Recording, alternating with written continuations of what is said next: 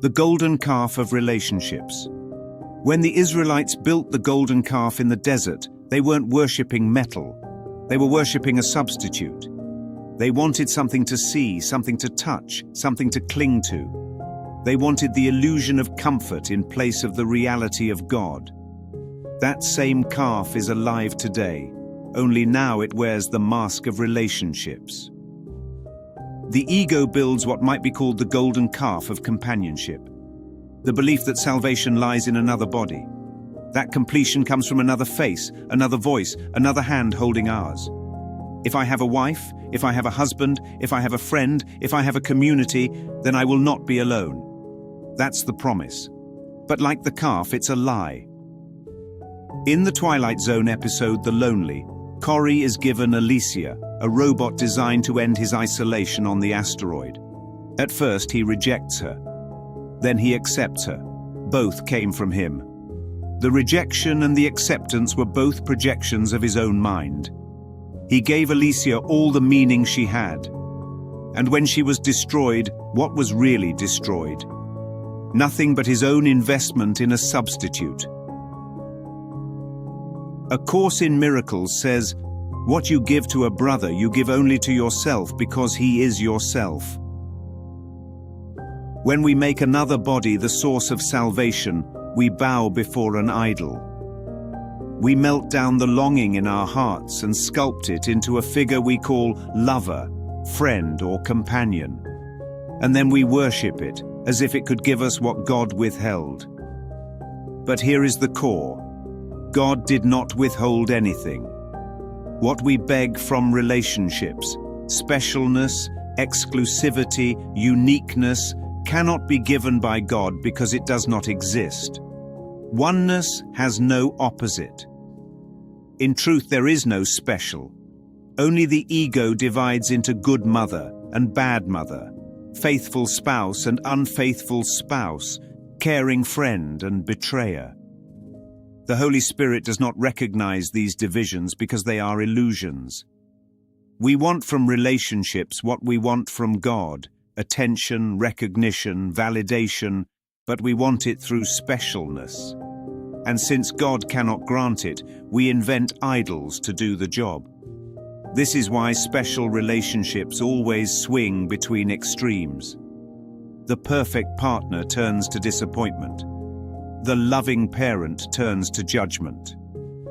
The faithful friend turns to betrayal. Because the idol cannot hold the weight of what we are demanding. The Course tells us, the special love relationship is an attempt to bring love into separation, and it cannot be done. This is the golden calf of relationships. It's not love we are worshipping, it's a substitute for love. It is loneliness dressed in companionship, fear disguised as devotion. And like all idols, it eventually demands sacrifice. What was true for Corry is true for all of us. Alicia never had meaning apart from what he gave her. Neither does anybody in this world. We sculpt meaning, project it outward, and then call it real. But the moment we are asked to let it go, we feel devastated. Not because something real was lost, but because our idol was shattered.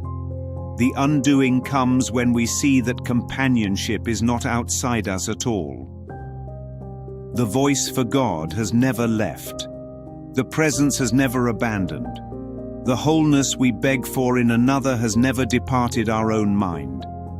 The calf was never real. The robot was never alive. The specialness was never love. So the invitation is clear. Smash the golden calf of relationships. Let the false god fall. And discover the only companionship that cannot be lost. The eternal union of God and Son. This is not two made one. This is the recognition that one was never divided. The holy relationship is a common state of mind where both give errors gladly to correction, and both rejoice in truth. That is not the calf. That is the Christ. True companionship is not another body at all. It is the end of the belief in bodies. It is the end of the lie that salvation lies in form. And when the calf falls silent, the still small voice is heard again, reminding us we were never alone. Submitted for your approval, a man, a woman, or perhaps a lonely prisoner on an asteroid. Each one bows before an image of their own making. A golden calf hammered not from gold, but from need, from fear, from longing. In the search for companionship, they fashioned an idol and called it love. But idols demand sacrifice, and the price is always truth. And when the calf shatters, as calves always do, the worshipper discovers that the only companionship worth having was never in another body at all. It was within, eternal, unbroken, and waiting to be remembered. In the end, what they called loneliness was nothing more than separation dressed in disguise. And what they called relationship was only the echo of a voice they had forgotten to hear, here in the Twilight Zone.